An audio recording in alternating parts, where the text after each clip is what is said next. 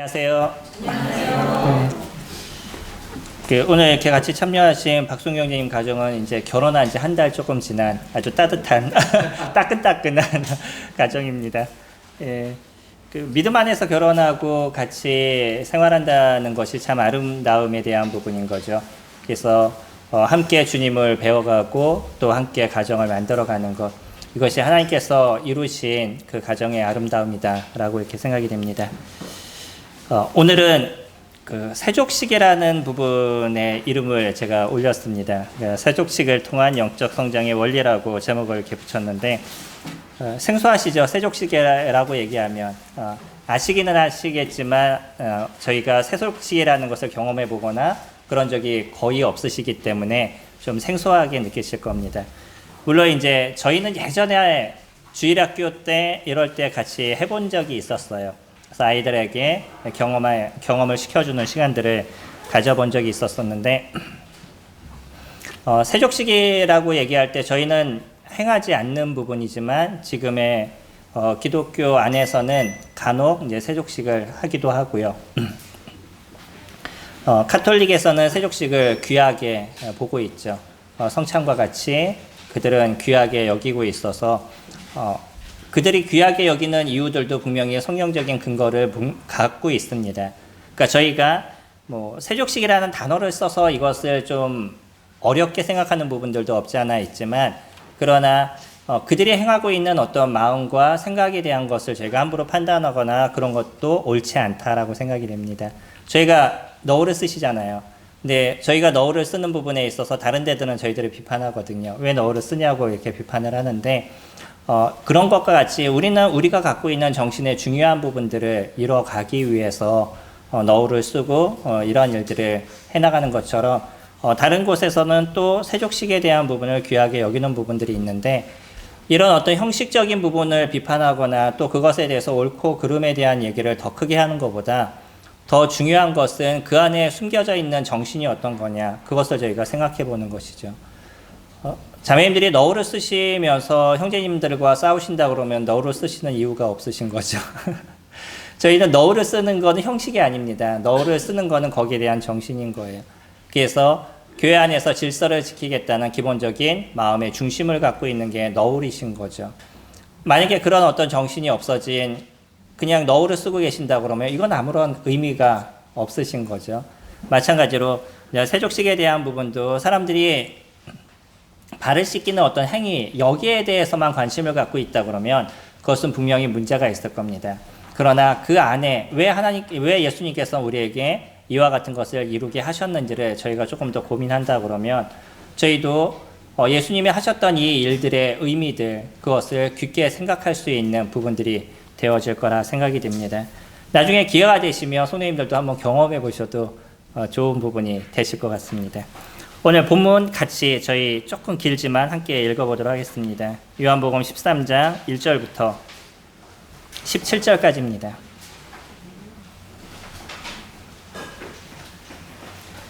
한 절씩 같이 교독하도록 하겠습니다. 유월절 전에 예수께서 자기가 세상을 떠나 아버지께로 돌아가실 때가 이른 줄 아시고 세상에 있는 자기 사람들을 사랑하시되 끝까지 사랑하시니라. 자기가 벌써 시몬의 아들 가룟유다의 마음에 예수를 팔려는 생각을 넣었더라. 저녁 먹는 중 예수는 아버지께서 모든 것을 자기 손에 맡기신 것과 또 자기가 아버지 하나님께로부터 오셨다가 하나님께로 돌아가실 것을 아시고 저녁 잡수시던 자리에서 일어나 겉옷을 벗고 수건을 가져다가 머리에 두르시고 이에 대야에 물을 떠서 제자들의 발을 씻기시고 그 두르신 수건으로 닦기를 시작하여 시몬 베드로에게 주시니 베드로가 이르되 주여 주께서 내 발을 씻으시나이까. 예수께서 대답하여 이르시되 내가 하는 것을 내가 지금은 알지 못하나 이후에는 알리라. 베드로가 이르되 내 발을 절대로 씻지 못하시리라. 예수께서 대답하시되 내가 그것을 씻지 아니하면 내가 너와 분명하니라. 시몬 베드로가 이르되 주여 내 발뿐 아니라 손과 머리도 씻어 주옵소서. 예수께서 이르시되 이미 목욕한 자는 발밖에 씻을 필요가 없느니라. 온몸이 깨끗하니라. 너희가 깨끗하나 이는 자기를 팔자가 누구인지 아심이라. 그러므로 다는 깨끗하지 아니하다 하시니라. 그들의 발을 씻으신 분에게 옷을 입으시고 같이 앉아 그들에게 이르시되 내가 너희에게 행한 것을 너희가 아느냐. 너희가 나를 선생이라 또는 주라 하니 너희 말이 옳도다. 내가 그러하다. 내가 주라 또는 선생이여 너희 발을 씻었으니 너희도 서로 발을 씻어주는 것이 옳으니라. 내가 너희에게 행한 것 같이 너희도 행하게 하려 하여 본을 보였노라. 내가 스스로 너희에게 이르노니 종이 주인보다 크지 못하고 은혜를 받은 자가 받은 자보다 크지 못하느니 너희가 이것을 알고 행하면 복이 있으리라. 여기까지요.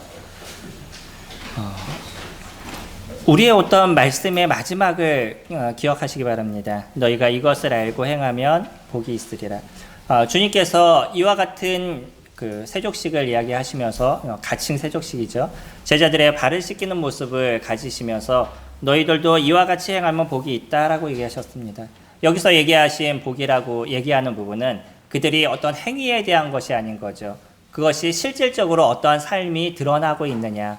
그러니까 그냥 다른 사람의 발을 씻기는 그것이 아니라 그 일을 행하신 중심이 무엇이냐라는 것을 얘기하시는 거죠. 그래서 그와 같은 일들을 이뤄갔었을 때 우리에게 하나님께서 주시는 은혜가 있다라고 얘기를 합니다. 오늘의 이 주님께서 발을 씻기시는 모습은 저희가 조금 더 고민해야 될 부분이 이와 같은 거예요. 1절에서 보시면 유월절 전에 예수께서 자기가 세상을 떠나 아버지께로 돌아가실 때가 이른 줄 아시고 세상에 있는 자기 사람들을 사랑하시되 끝까지 사랑하시니라. 마귀가 벌써 시몬의 아들 가룟 유다의 마음에 예수를 팔려는 생각을 넣었더라. 저녁 먹는 중 예수는 아버지께서 모든 것을 자기 손에 맡기신 것과 또 자기가 하나님께로부터 오셨다가 하나님께로 돌아갈 것을 아시고 예수 그리스도 그분은요 이제 주님의 나라로 돌아가실 때가 얼마 남지 않았다라는 것. 유월절 전이라고 얘기했었을 때 그 전날의 저녁이 될 거라 생각이 됩니다. 이제 그 다음 날이면 예수님은 십자가에 못 박히는 일들이 이루어지게 되는 거죠. 그것에 대한 아름다운 예표로 제자들의 발을 씻기는 모습을 가지셨어요. 예수님이 십자가에서 죽으시는 모습은 가장 낮은 자, 또 십자가에서 죽으실 때 그분의 모습은 가장 험악한 죄인으로서 십자가의 형틀에 달리시게 된 거죠. 가장 낮은 자의 모습을 가지셨습니다.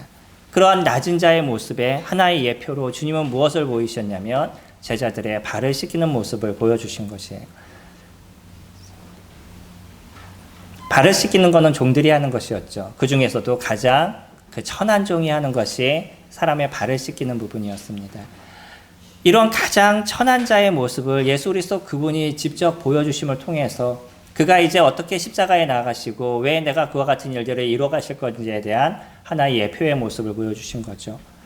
제자들의 발을 씻기신 것은 그와 같은 것입니다. 우리가 가장 중심적으로 생각해야 될 것은 주님이 가장 낮은 자의 모습을 저희들에게 보여주셨다는 거예요.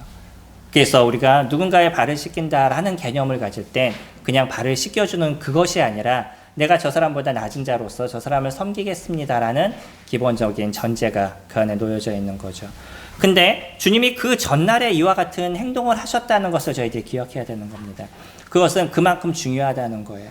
주님이 주님의 나라에 가시기 이전에 제자들이 이 땅을 살아가는 삶에서 어떻게 살아가야 될지, 그들이 살아가는 삶에서 바르게 살아갈 수 있는, 주님의 은혜 속에서 살아갈 수 있는 부분이 무엇인지를 그들에게 보여주신 겁니다. 여기에서 두 가지 부분들을 저에게 크게 이야기를 해주시고 계시는데, 베드로는요 조금 다혈질적인 사람이잖아요. 우리가 여태까지 살펴보는 것처럼 베드로는 다른 사람과 조금 다르다라는 것을 저희가 알 수 있습니다. 다른 사람들은 그렇게 큰 관심이 없는 것 같아요. 어떤 면에서는 질문이 있지만 질문을 하지 않는 거죠. 저희 성도님들도 그러지 않나요? 무엇인가 이렇게 질문을 하시고 싶은 게 있는데 질문을 못 하시는 게 있죠. 내가 꼭 이건 좀 물어봤으면 좋겠는데 잘 안 되는 경우가 있잖아요. 근데 어떤 분은 질문을 잘 하시죠. 그럼 그런 사람을 좀 부러워할 때도 있지만 그 사람은 그냥 내가 필요하면 그냥 얘기하는 거예요. 베드로가 그와 같은 모습을 갖고 있죠. 다른 사람들은요, 뭔가 조금 이상하게 또 말을 하지 않는데 베드로는 꼭 그와 같은 이야기를 합니다. 그리고 그것에 대해서 질문을 해요. 예수님이 물을 떠다 놓고요. 제자들의 발을 하나씩 하나씩 씻기셨어요. 순간 제자들의 마음이 어땠을까요? 그들도 이게 무슨 행동인가? 이게 주님이 도대체 뭘 하시는 건가라는 우리말로 얘기하면 벙찐. 뭔가 어떻게 행동해야 될지 모를 그런 어떤 상황이 그들에게 되어진 거죠. 그래서 주님이 자기의 발을 씻기는 모습을 보면서 말도 못하고 그냥 가만히 있는 이런 상황이 되어졌습니다. 근데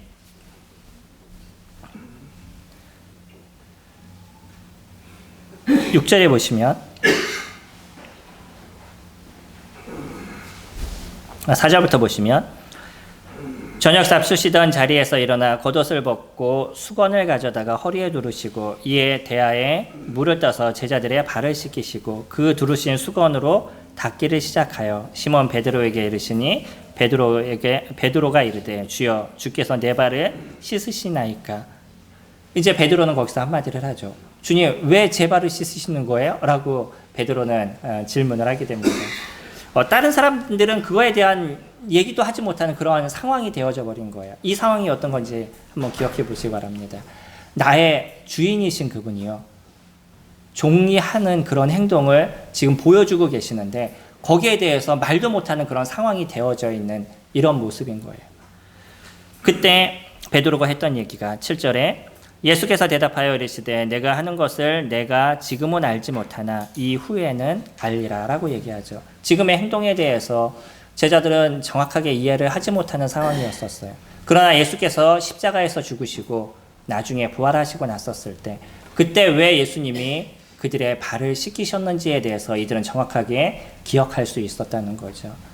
가장 낮은 자의 모습으로 가장 천한 종의 모습으로 제자들의 발을 씻겼던 것처럼 예수 그리스도 그분이 이 땅에 왕으로서 오셨는데 자기 백성에게 오셨는데 오히려 자기 백성들에게 잡히셔서 십자가에 죽으시는, 그렇다고 해서 어떤 죄가 있으신 것도 아니고 모함으로 인해서 십자가에 죽으시는 그와 같은 모습을 보여주신 거죠. 십자가라는 형틀은요 사형틀입니다. 그는 아무나 죽이는 것이 아니에요. 가장 극악무도한 죄인들, 이런 사람들을 잡아서 죽였던 것이 십자가의 형틀이었습니다. 예수 그리스도는 그곳에서 죽음을 당하신 거예요. 가장 낮은 자의 모습으로서.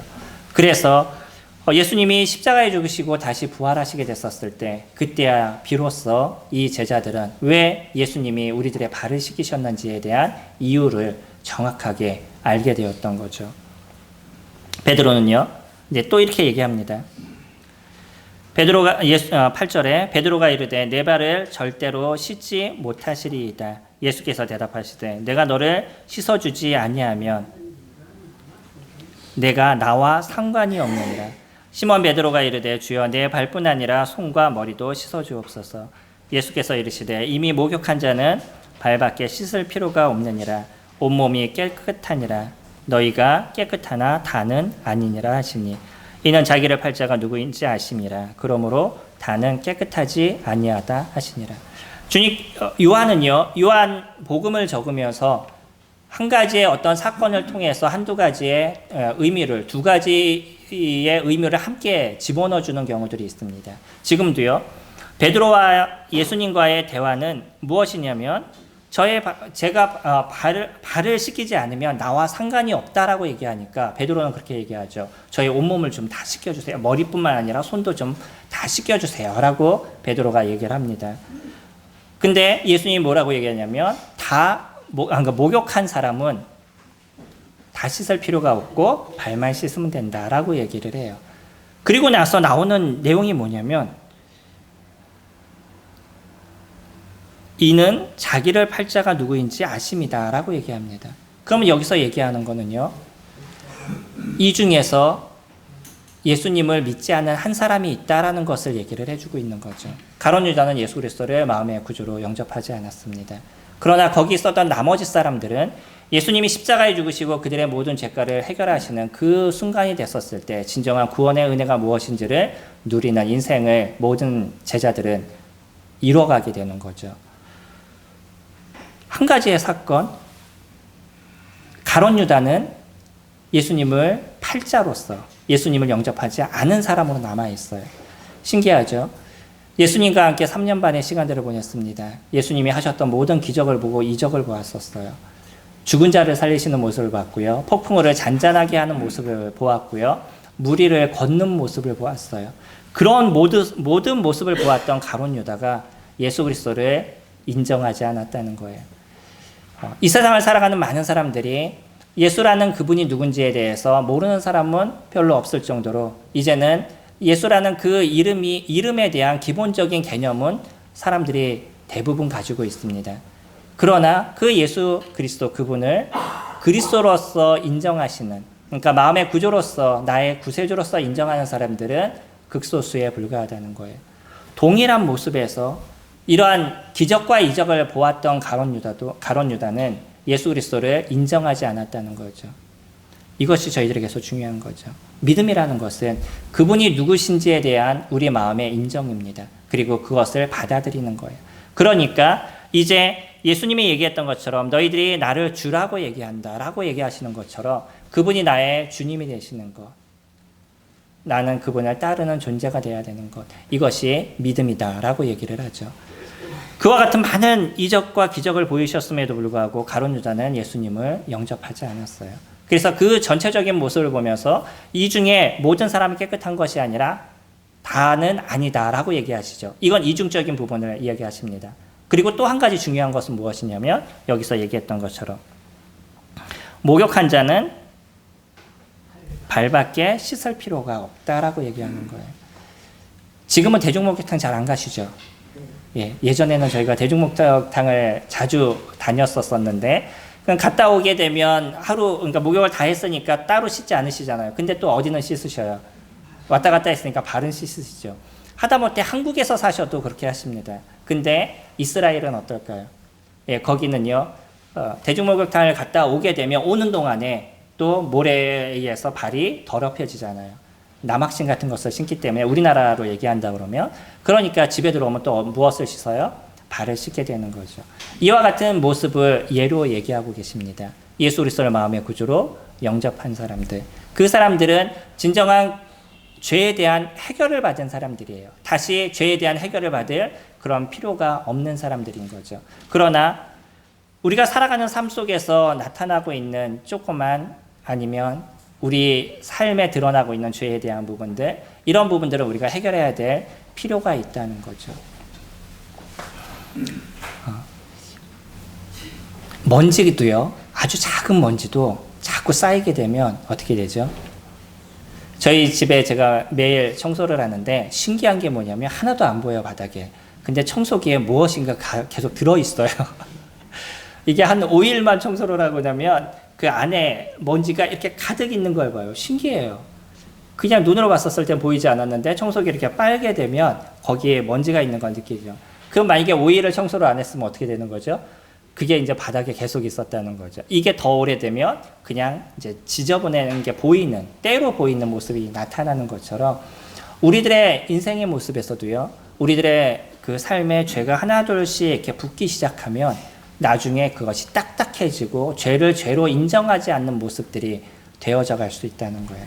그것을 하나씩 씻어낼 필요가 있습니다. 이거는 우리가 구원과 관련된 것이 아니라 주님을 섬겨가는 데 있어서 온전한 모습을 가져가기 위한 우리들의 모습에 대한 것인 거죠. 그래서 그리스도인들도 무엇하는 삶이 필요하죠? 회개하는 삶이 필요합니다. 우리 오늘 하루의 삶을 살았었을 때 그 안에 일어나고 있는 잘못된 것들, 또 죄와 관련된 것들, 그것을 주님 앞에 내려놓고 기도할 수 있는, 만약에 이와 같은 삶이 우리에게 이루어지지 않으면 나는 죄가 죄로 인식되지 않는 그런 모습들이 되어져 갈 거예요. 저녁 때 기도하시나요? 어떤 기도를 하시나요? 오늘 하루 도와주셔서 감사합니다 라고 기도하시죠. 좋습니다. 근데 그뿐만 아니라 우리에게 필요한 것은 뭐냐면 오늘 하루를 돌아보는 그런 시간들인 거예요. 내 하루의 시간들을 내가 제3자의 입장에서 영상을 돌리듯이 한번 쭉 돌려보셔요.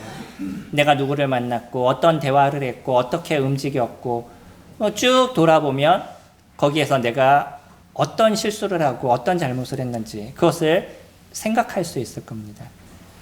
우리가 그냥 사람과 대화하는 가운데는 내가 어떤 실수를 하는지 모르는 경우들이 있어요. 왜냐하면 사람들은 다 자기 중심적이기 때문에 그래요. 내 중심적이기 때문에 나를 먼저 보호하고 다른 사람하고 얘기를 해요. 그러니까 나는 언제나 잘 됐고 저 사람은 항상 잘못됐다라는 생각을 우리는 머릿속에 자꾸 갖고 있는 겁니다. 근데 이런 모습을 바르게 보기 위해선 우리는 좀 객관적으로 같이 보는 거야. 나의 모습과 상대방의 모습을 보면서 내가 했던 대화를 통해서 상대방이 들었으면 상대방의 마음은 어떤 감정일까라는 것을 생각해 보는 거죠. 다른 사람의 감정을 생각해 보는 겁니다. 그렇게 됐었을 때 내가 말하는 모습들, 내 대화 방법들, 내가 행동하는 모습들, 이런 것들의 어떤 문제들을 해결해 나갈 수 있어요. 하워드 가드너는 사람들이 갖고 있는 지능을 7가지로 나눴습니다. 물론 이제 지금은 8가지라서 영성도 그가 포함을 시키고 있는데, 그가 교회를 다니는 사람은 아님에도 불구하고 사람에게 영성이 있다라고 지금 이야기를 합니다. 7가지, 보편적으로 나온 게 7가지 지능인데, 뭐 언어 지능, 그 음악 지능, 뭐 공간 지능, 수학 지능, 뭐 이런 이제 지능들이 있습니다. 그 중에서 하나가 뭐냐면 자기 이해 능력이에요. 자기 이해 지능입니다. 그래서 어떤 사람은 자기를 이해하는 데 지능이 높은 사람이 있고요. 어떤 사람은 낮은 사람이 있어요. 어떤 사람이 자기 이해 지능이 높을까요? 대체적으로 성직자들. 이런 사람들이 자기 이해 지능이 높습니다. 대부분이 그래요. 그래서 성직자가 만약에 자기 이해 지능이 낮다라고 얘기하면 그 사람은 성직자를 하지 말아야 돼요. 다른 사람에게 고통을 주는 사람이 될 겁니다. 근데 자기 이해는 뭐냐면 자기를 이해하는 거예요. 말 그대로. 내가 어떤 존재인지를 이해하는 거예요. 그러니까 나를 이해하게 되면 다른 사람에게 내가 어떻게 행동해야 될지에 대해서 생각하게 되는 거죠. 나를 이해하지 못하면 다른 사람들에게 어떻게 행동하는지를 내가 스스로 알지를 못하는 겁니다. 사람은 그래요. 저희가 저녁에 와서 기도를 하시면 똑같은 잘못했어요. 어떤 사람한테 내가 말을 실수하지 말아야지라고 얘기했는데 오늘 실수했어요. 그럼 집에 들어와서 기도할 때 주님 제가 실수했습니다. 죄송합니다라고 기도해요. 그리고 다음부터는 안 그러겠습니다라고 얘기합니다. 근데 그 다음날 안 그러나요? 또 그래요. 그러면 돌아와서 주님 죄송합니다. 제가 오늘까지만 제가 봐주시면 다음부터 제가 안 그러겠습니다라고 기도를 해요. 그 다음날 가면요. 또 하죠. 그러고 나면 그 다음부터는요. 자기 합리화를 시켜요. 사람들이. 이게 자꾸 힘들어지니까 나를 보호하기 위해서 주님 이거는요. 저 사람이 잘못해서 내가 별 수 없이 이랬던 거예요. 라고 합리화를 시켜요. 이게 점점 진행이 되면서 어떻게 되냐면 나는 항상 잘했고 저 사람 잘못됐다라는 전제를 자꾸 갖게 되는 거예요. 이것이 인간이 갖고 있는 자기 중심적인 모습인 거죠. 그래서요. 저희들은 내가 실수할 수 있는 존재임을 언제나 인정하고요. 언제나 잘못된 것에 대해서 주님 앞에 나와서 기도할 수 있는 열린 심령이 필요한 거예요. 그것으로 인해서 나를 비하할 필요가 없어요. 왜 주님 저는 이러죠? 왜 저는 계속 이런 실수를 하죠? 남들은 그러지 않는데 왜 나는 이러죠? 라고 자기를 비하할 필요가 없는 거고요. 내가 그럴 수밖에 없는 존재임을 나는 인정할 필요가 있는 거예요. 그리고 나서요. 계속 그 문제를 갖고 주님 앞에 나아가는 겁니다. 계속 나아가는 거예요. 그러면서 이 문제는 해결돼 나가는 거예요. 보통 자갈을 얘기할 때 그런 얘기를 하잖아요. 돌멩이가 시냇물을 계속 그 시냇물 속에서 이렇게 굴러다니는 거잖아요. 그래서 계속 구르면서 이 돌과 저 돌과 부딪히고 그러면서 계속 구르다 보면 나중에는 바다로 나갔었을 때 반짝반짝 빛나는 자갈이 되어져 있다라고 얘기를 하죠. 울퉁불퉁한 돌멩이였는데 이게 구르면서 자꾸 깎이는 거예요. 모난 부분이 자꾸 깎여서 나중에는 그 예쁜 조약돌이 되는 것처럼 우리들의 인생도요. 우리가 갖고 있는 이 잘못된 모습들, 우리 죄된 모습들을 계속 부딪히고 아파하고 힘들어하면서 변해가는 겁니다. 내가 내 삶에 아픔이 없이 그것은 변하지 않아요. 우린 분명한 아픔을 느낍니다. 왜 크리스찬들이 이렇게 힘들어야 돼요? 크리스찬들이 왜 이렇게 아파야 돼요? 라고 얘기하시는데 그건 당연한 거예요. 나의 잘못된 부분이 변하는데 그냥 변하겠어요? 수술을 하시는데 안 아프고 수술을 하시겠어요? 아파야죠. 그 아픔의 시간들을 통과하면서 내가 온전한 모습이 되어져 가는 것처럼 영적인 삶도 동일한 겁니다. 그 아픔의 시간들이 통과가 되는 거예요. 그러면서 나의 모습이 조금 더 아름다움의 모습으로 바뀌어가는 거죠. 이게 내 안에 묻었던 그 먼지를 하나씩 제거해 나가는 거예요. 이런 일들은 어떻게 하실 때 가능하시겠어요? 매일 주님 앞에 기도하는 시간들을 가지셔야 된다는. 저녁 시간에 사용하시기 바랍니다. 이것이 쉽지 않으실 거예요. 저녁에 주무시기 전에 잠시 5분, 10분도 좋습니다. 그 짧은 시간 동안 잠깐 앉으셔서 하루의 일과를 파노라마처럼 한번 쫙 돌려보시고 내가 했던 그 모습에서 감사했던 것을 주님 앞에 기도드리고요. 주님, 이런 어떤 도움을 주신 것, 나와 함께 하신 것에 대해서 제가 감사합니다라고 감사의 기도를 드리시고요. 잘못된 모습이 있으면 주님, 제가 이런 부분들을 고쳐나가도록 하겠습니다. 주님 도와주세요라고 기도하시는 거예요. 놀라운 게 뭔지 아세요? 믿지 않는 사람들은 자기 의지로 이런 일들을 해야 되기 때문에 이것이 불가능한 거예요. 힘들고 어려운 거예요. 그러니까 포기하려고 그러고요. 그러니까 자기 합리화를 자꾸 시키려고 그러고 다른 사람에게 문제가 있다라고 자꾸 이야기하는 거예요. 그래야지 내 마음이 편한 거니까. 그러나 그리스도인들은 우리 안에 누가 계셔요? 성령이 계십니다. 그 성령 하나님께서 우리를 도우시겠다라고 얘기하셨어요. 함께 하시겠다라고 얘기하셨어요. 우리의 부족한 것들 그분이 바꿔가시겠다라고 얘기하신다는 거예요. 근데 누가 안 하는 거예요? 내가 안 하는 겁니다. 내가 하면요, 주님께서 도와주시겠다는 거예요. 성도님들에게 능력이 있어서 그것이 가능하다라고 얘기하시는 것이 아니라 성령 하나님께서 능력이 있으시기 때문에 그것을 이루어 주시겠다라고 얘기하시는 거예요. 그것이 주님의 말씀이신 거죠. 제자들은요, 이제 하룻밤이 지나고 나면 예수님은 주님의 나라로 가셔야 됐었어요. 그리고 나면 이젠 이들은요, 각자 도생을 해야 되는, 각자 살아야 되는 모습이 되었던 거죠. 그러나 주님께서 누구를 보내주신다고 말씀하셨냐면 성령 하나님을 보내주시겠다라고 얘기하셨죠. 사도행전 2장에서 성령께서 임하시는 모습을 저희가 보고 있습니다. 그 이유로는요, 믿는 크리스찬 안에 성령께서 함께 하시는 거예요. 그래서 그 성령께서 친히 제자들을 도우시니까 예수님이 함께 있었던 그 상황에서도 예수님을 부인하고 도망갔던 이런 제자들이 예수님이 주님의 나라로 가시고 났는데 오히려 목숨을 내놓고 예수 그리스도 그분을 전하는 그런 자로 변하게 되는 거죠. 누가 도우셨어요? 성령 하나님께서 도우셨습니다. 우리들의 삶에서도 그런 것이에요. 성령께서 저희들을 도우십니다. 그분께서 함께 하십니다. 우리가 그분을 의지할 수 있고 그분을 붙잡을 수 있는 부분들이 되었을 때, 그래서 매일의 삶에서 주님 앞에 기도하고 그 변함을 위해서 끊임없이 노력하는 모습들이 되어져 갔었을 때 하나님께서 저희들의 성품을 변화시키고 우리들의 기질을 변화시키는 그런 일들을 만들어 가십니다. 언제나 말씀드리지만 기질은요, 원래 하나님께서 만드신 기질은 변하지 않는 거예요. 근데 내가 지금 형성된 기질은 잘못된 기질입니다. 성도님들이 지금 갖고 있는 기질은 원래 하나님께서 만드신 기질에 살아오면서 여러 가지 죄성이 붙어서 잘못된 기질로 되어져 간 거예요. 베드로가 갖고 있었던 다혈질적인 것은요, 그가 예수님을 알지 못했었을 때 그 다혈질적인 화를 내고 짜증을 내고 이런 모습으로 그가 나타났지만 예수 그리스도 안에 그가 있게 됐었을 때 그 다혈질적인 부분이 열정을 내고 주님의 복음을 전하는 것으로 변한 거죠.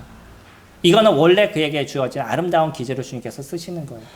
저희들이 갖고 있는 기질은 변하지 않습니다. 분명한 거는요. 그러나 내가 지금 갖고 있는 기질은 원래 주님이 만드신 기질이 아니라는 거예요. 그건 바꾸셔야 되는 거예요. 주님이 만드신 아름다움의 기질로 바꾸셔야 되는 것이고, 그래서 그것을 바꿔가는데 성령님의 도우심을 저희들이 받게 되는 거죠. 제자들은 그런 시간들이 필요했던 거예요.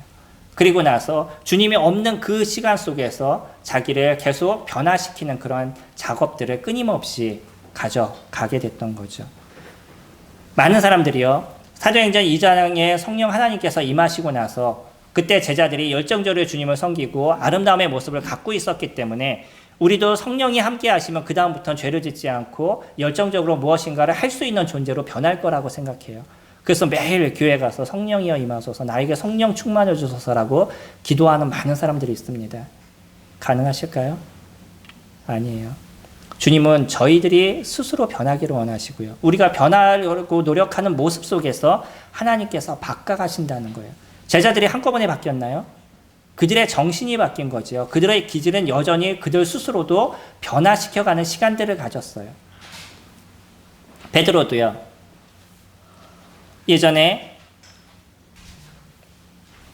할례 받지 않는 사람과 같이 식사를 하다가 그때 그 유대인들이 오니까 그들이 들어와서 도망갔었잖아요. 베드로도 그런 어떤 실수를 계속적으로 해왔습니다. 성령이 임하신 그 이후에도, 사도행전 이후에도. 그러나 그것을 바꿔가는 시간들을 베드로도 계속 가져가고 있었던 거죠. 저희들도 마찬가지입니다.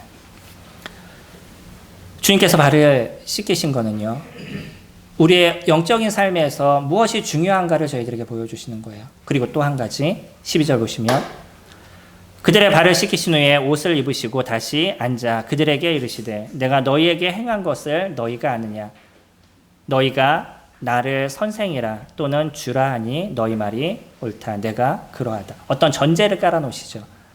너희가 나를 주라고 부르느냐? 그래 맞다. 내가 너희들의 주가 되고 내가 너희들의 선생이 된다.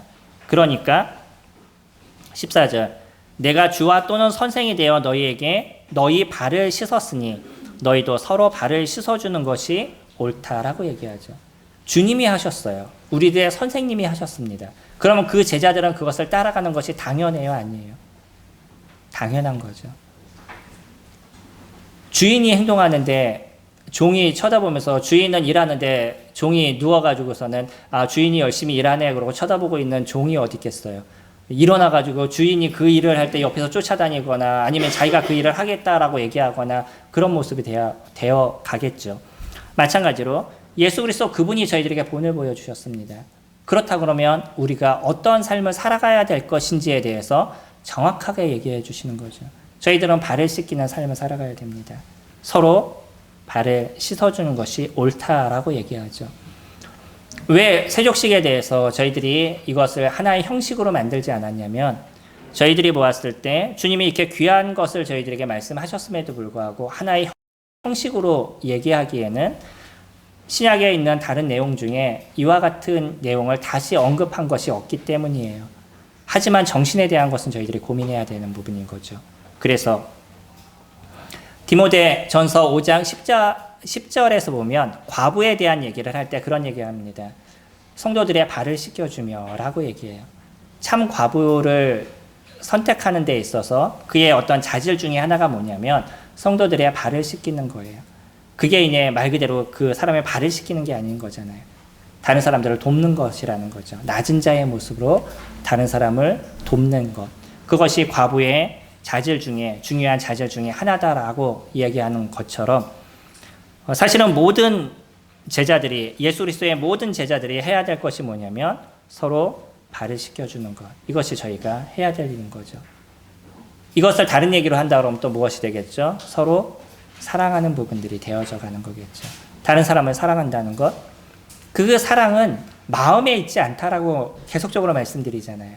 사랑이라는 건 감정에 있지 않습니다. 내 감정이 사랑하는 감정이 있기 때문에 남을 사랑하는 것이고 내 마음속에 감정이 없기 때문에 남을 사랑하지 않는 것이 아니라 사랑이라는 자체는 내가 그 사람에게 어떻게 행동하느냐에 관련된 것이에요.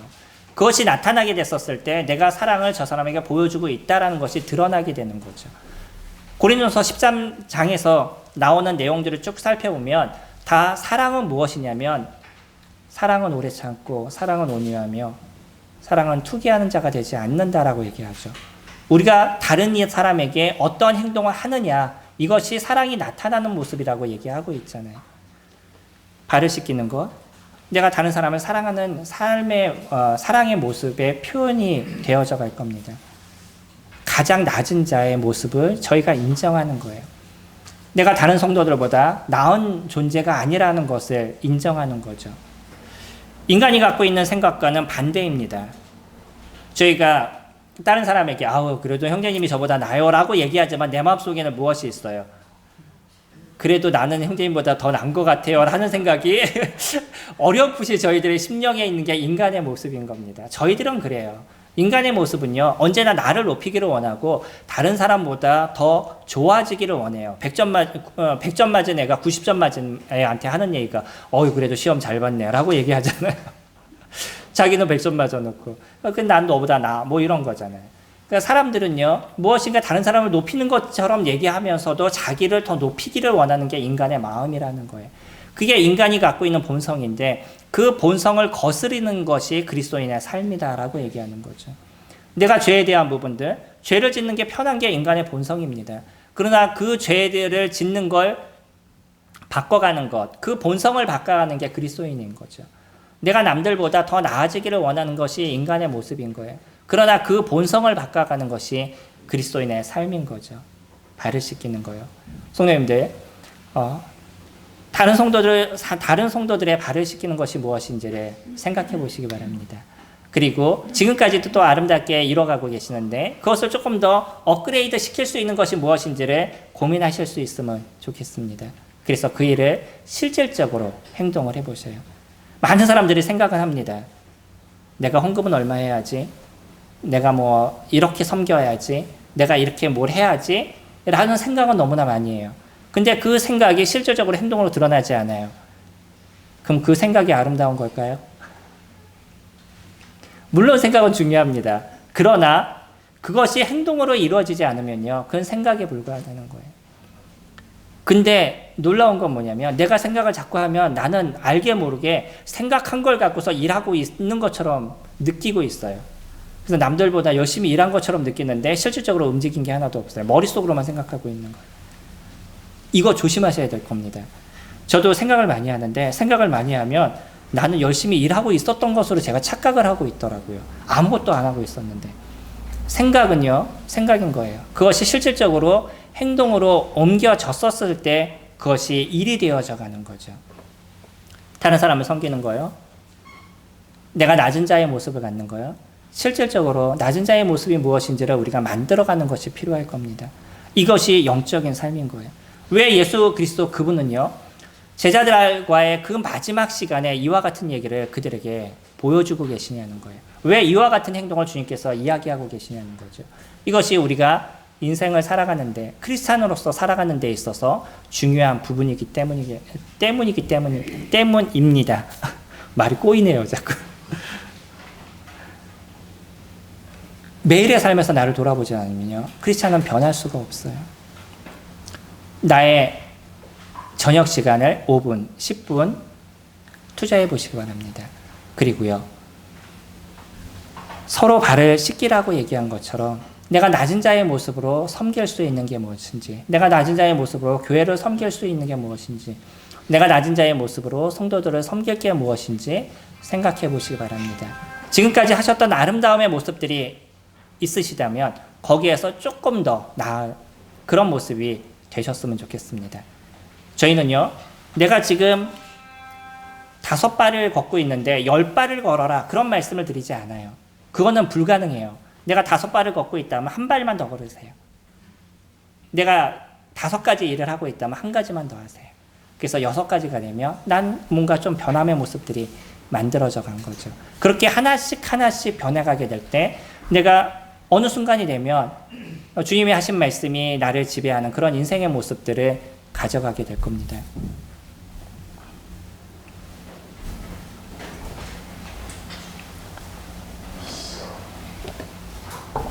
주님은요, 아주 제자들에게 단순한 영적인 모습을 저희들에게 이야기해주고 있습니다. 하지만 이 중요한 2가지의 모습이 우리에게 결코 단순하지 않다는 거예요. 저도 매일 나의 삶을 돌아봐야지 라고 얘기하는데 잘 되지 않아요. 가급적이면 더 고민하려고 노력하는데 어느 날 지나서 그 다음날 내가 어저께도 안 했네 라고 생각하면 잘 때 뭐 하고 있었냐면 핸드폰 들고 있다 잤더라고요. 그게 저의 모습이더라고요. 그냥 자꾸 돌아보게 돼요. 그럼 나는 어떻게 해야 될까? 무엇을 해야 될까? 라는 생각을 가져가게 됩니다. 오늘 주님은 세족식을 통해서 제자들의 발을 씻기는, 세족식이라는 표현을 제가 자꾸 쓰는데 제자들의 발을 씻기는 모습을 통해서 저희들에게 귀한 영적인 교훈을 던져주고 계십니다. 매일 우리들의 묻은 먼지를 제거해야 될 것과 또한 성도들의 발을 씻기는 이와 같은 일을 통해서 한 단계 성숙하는 저와 성도님들이 되기를 소망합니다. 기도하겠습니다.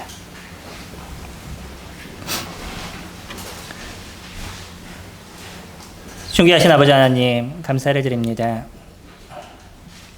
주님의 은혜가 저희들에게 얼마나 큰지, 저희들의 왕이신 그분이 저희들의 발을 씻기시는, 저희들의 왕이신 그분이 십자가의 형틀에서 죽으시는 이와 같은 놀라움의 은혜를 저희들에게 베풀어 주셔서 저희가 주님 앞에 매일마다 고개를 숙이고 매일마다 주님 앞에 찬양을 드려도 부족한 저희들의 삶임을 고백을 드립니다. 주님이 내가 선생이 되어 너희에 대해 발을 씻긴 것처럼 너희들도 서로 발을 씻기라고 말씀하신 주님의 말씀을 저희들이 따르기를 원합니다. 교회를 낮은 자로서 섬기기를 원하고 성도들을 낮은 자로서 섬기기를 원합니다. 저희들의 삶을 주님께서 인도하여 주시고 매일의